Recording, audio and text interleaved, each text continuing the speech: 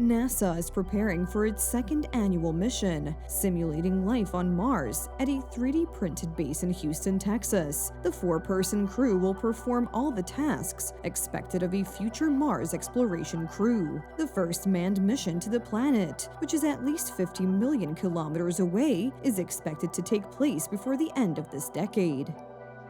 On October 19th, 4 people will enter a 165 square meter habitat, isolated from their loved ones and participating in exercises. The crew will live, reside, and work just like the first real Mars missions. We successfully completed CHAPEA Mission 1, where we had a crew in isolation and confinement for 378 days. They left the habitat last year. We're getting ready for CHAPEA Mission 2, which will begin on October 19th. We've carefully chosen a crew to be very astronaut-like, both in terms of their backgrounds, but also in terms of their personalities and ability to work as a team.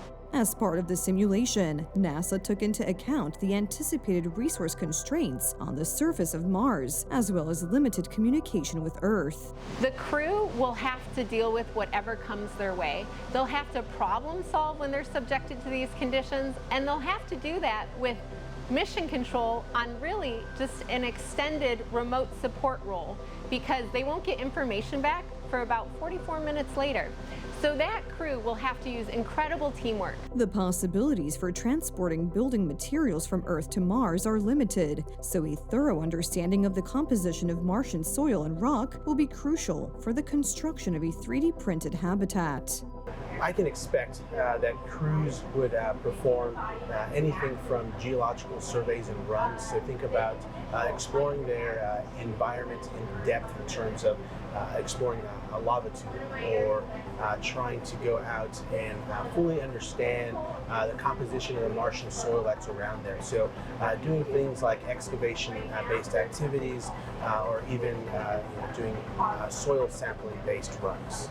A serious challenge for any manned space mission is maintaining the human body in microgravity conditions. The human body is not adapted to life outside Earth. Every long mission requires not only lengthy preparations, but also regeneration after return. In addition to problems with circulation and thermoregulation, astronauts also experience muscle atrophy, bone weakness, and changes in the nervous system. So we know already that aerobic exercise or cardiovascular activity is extremely important, as well as resistance training, specifically for the fact that they're not going to be on Earth gravity. So when they don't have that gravity, it affects a lot of musculoskeletal systems, so bone, muscle, and we want them to be as healthy as possible. Space is fascinating, but it does not forgive mistakes, hence the series of tests before departure. Nutrition is also a significant challenge. So our crop growth experts look at what different possible foods that could be grown are, and examples of that would be leafy greens and tomatoes, whereas they're still working on other possibilities. Despite many unmanned missions, Mars remains a great unknown for us, a fascinating but dangerous mystery. And each subsequent experiment clearly shows that life on another planet will be neither natural nor easy.